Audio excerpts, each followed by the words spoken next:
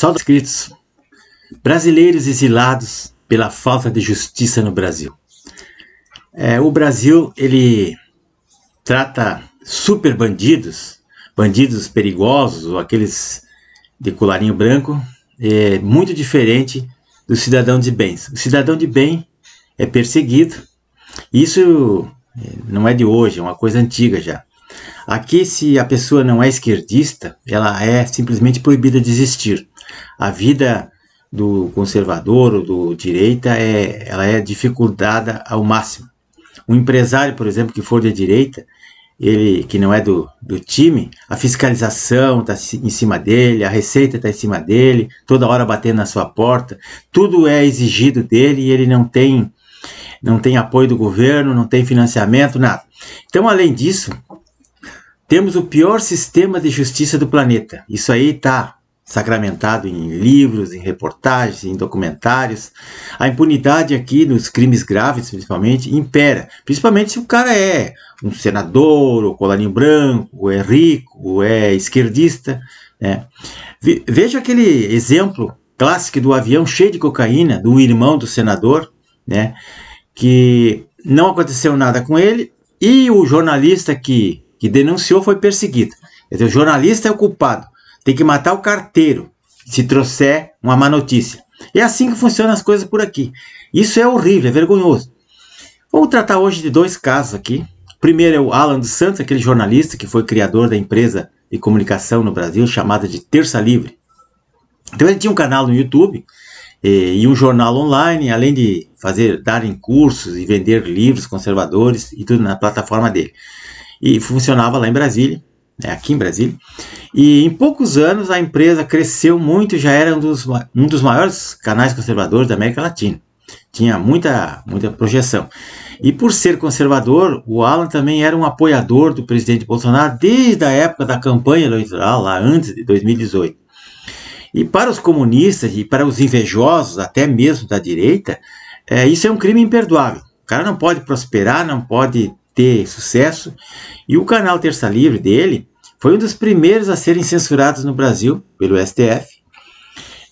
Alan dos Santos foi indiciado primeiramente naquela CPI fajuta das fake news, que não apurou nada, né? E foi criação do senador baiano Ângelo Coronel, lá no Congresso. A CPI não deu em nada, mas sujou o nome de centenas de pessoas, como você sabe. E a CPI depois passou toda aquela documentação, aquelas papelada toda, envolvendo centenas de pessoas, parlamentares, empresários, youtubers, cidadão comum, tia do Zap. Essas investigações passaram todos esses materiais, depoimentos, prints e postagens e matéria de jornais esquerdistas que eles colecionavam, Folha, Estadão. Foi tudo para os autos do inquérito das fake news, aberto pelo Alexandre de Moraes lá, que o inquérito dura até hoje, quase 4 anos, 3 anos e meio, e continua em aberto indiciando mais e mais pessoas. E é uma arma política de ameaça, né? Ele tem uma espada de Damocles nas cabeças das pessoas. Até hoje, se quer criminalizar o termo fake news, mas as investigações continuam. O Alan dos Santos foi duramente perseguido pelas denúncias que fazia em seus veículos, suas lives, seus jornais lá, e nos seus vídeos, tanto do STF, como de ministros, como de altas autoridades. Aí. Denunciava o conluio de senadores, principalmente o Alcolumbre, o gorducho, aquele Rodrigo Maia, que era presidente da Câmara, que ele corria o mundo e andava pelo mundo, pela Europa, tentando derrubar o presidente com narrativas, boicotes, chantagens, sabotagem, engavetamento das PECs, da medida provisória, qualquer projeto de lei, nada passava. Ele travou o governo durante quase 3 anos, ele arrebentou com a população e com o governo. E a perseguição do Alan dos Santos foi tão grande para ele, sua família, sua esposa, seus 3 filhinhos pequenos. Ele era ameaçado dia e noite, ameaçado de morte, teve a casa invadida 2 vezes pela polícia do Alexandre de Moraes, sendo que na primeira vez eles colocaram até uma arma na cabeça da esposa grávida de 9 meses dele. Eles queriam vasculhar, eles queriam fazer uma busca e apreensão, saber quem eram as fontes dos jornalistas, das matérias verdadeiras que ele publicava, dos vídeos que ele falava. O Alan dos Santos perdeu tudo, perdeu a empresa, perdeu a pátria, perdeu as contas bancárias, as redes sociais, perdeu tudo. E teve que sair daqui ciente de que no Brasil não se respeita a Constituição, não existe lei, não temos justiça, e o STF e o Alexandre de Moraes fazem o que bem entende do país, fazem o que bem entende e vão continuar fazendo, e agora há mais de 4 anos. Então ele foi embora para os Estados Unidos, pediu asilo político. O Alexandre de Moraes correu atrás, pediu a extradição, prisão dele, tudo, mas se deu mal. Porque, felizmente, por enquanto, a Constituição americana não permite a prisão de jornalistas. O Alan dos Santos já está lá há 2 anos e meio, longe da família, passando sérias dificuldades, mas ele salvou a vida dele. Perdeu a empresa, mas salvou a vida e tem sido apoiado por bons brasileiros, patriotas, tanto daqui do Brasil quanto os que moram lá nos Estados Unidos.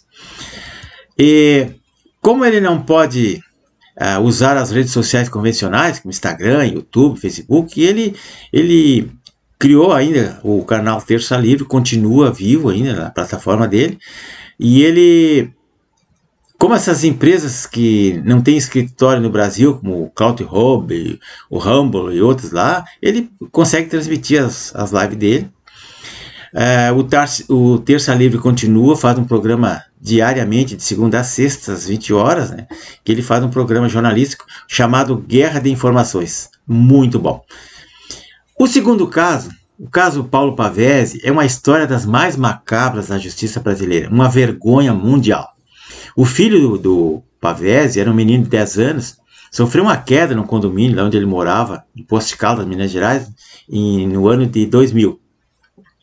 Foi o dia 19 de abril de 2000. Então ele foi levado ao hospital pela mãe e depois de quase 3 dias hospitalizados, o menino, a equipe médica alegou que o menino tinha sofrido morte cerebral, e aí levaram ele para a Santa Casa e lá foram retirados os órgãos para serem transplantados, conforme a justiça posteriormente comprovou. Então, após uma denúncia do pai do Paulinho Pavese, os médicos teriam forjado um laudo sobre a morte cerebral para removerem os órgãos do garoto para vender, né? Que ainda estava vivo quando foram removidos os órgãos da criança, e no momento desse procedimento. E o resultado deu origem a vários processos, e escancarou denúncia de irregularidades no esquema de transplantes de órgãos no Brasil, rendeu livros, documentários e tudo. E isso em Minas Gerais, né? Mas no Brasil inteiro repercutiu isso. Descobriram uma máfia de transplantes pagos pelo SUS, envolvendo altos figurões, e o processo já dura 22 anos. Os principais culpados, embora condenados, continuam soltos e trabalhando, exercendo a profissão sem nenhum problema. É Brasil. As testemunhas do caso, 3 delas foram assassinadas com tiros na cabeça. E o Pavese, vendo aquilo, vendo que ele não tinha proteção nenhuma, ele abandonou o Brasil, fugiu, foi embora, pediu asilo político lá na Europa, né, para não ser morto. Hoje ele está exilado na Itália, tem um canal do YouTube, toda semana ele fala ali.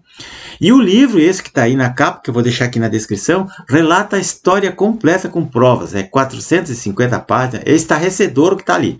É estarrecedor.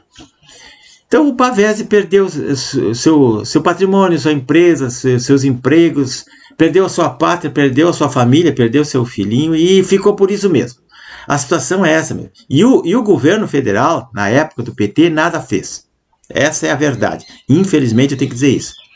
Leia um livro, eu não estou mentindo, leia um livro, está ali, ele documentou, escreveu e toda hora ele faz live falando sobre isso. Ele nunca conseguiu esquecer isso, ele é um homem amargurado por causa disso. E para vocês verem como o STF, como o sistema trata os seus cidadãos, vou fazer um relatozinho breve aqui. Em 2021, o escritor Olavo de Carvalho, ele esteve aqui no Brasil internado num hospital em São Paulo para tratar de uma doença grave que ele tinha na bexiga, que acabou até matando ele, né? E ele saiu do hospital alguns meses depois, em cadeira de roda, com sonda vesical, tudo, para retornar aos Estados Unidos, onde ele morava.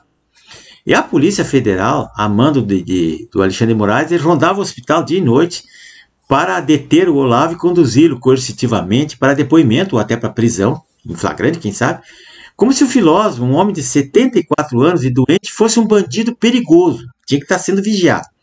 Enfim, no dia 24 de novembro de 2021, a Polícia Federal conseguiu, a mando do Alexandre de Moraes, ouvir o escritor Olavo de Carvalho por videoconferência. E qual o motivo?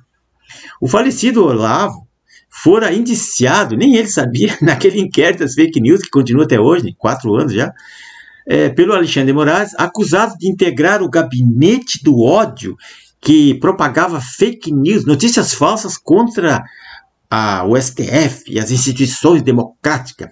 O Olavo queria destruir a democracia do Brasil, essa maravilhosa democracia que você não pode nem publicar nada nos Facebook. Então, o mesmo inquérito do Alan dos Santos, aliás, né? Ele era amigo do Alan dos Santos, o Alan dos Santos cuidou dele quando ele estava doente e vivia na casa dele. E outros brasileiros também. Então, pessoal, a situação é estarrecedora, é incrível. Eu espero não me alongar mais, vou deixar aqui o livro do Paulo Pavese, e outro livro chamado Suprema Desordem, da Cláudia Piovesan e outros, que dá uma pálida ideia do que é o STF e o que nós vamos enfrentar daqui para frente. Muito obrigado, pessoal, e compartilhem esse vídeo, se inscreva no meu canal, César Ramos Extra Voz, por favor, é muito importante divulgar isso. O importante nem é tanto o assunto, mas o que eu deixo aqui na descrição, as fontes, os vídeos e os livros, né?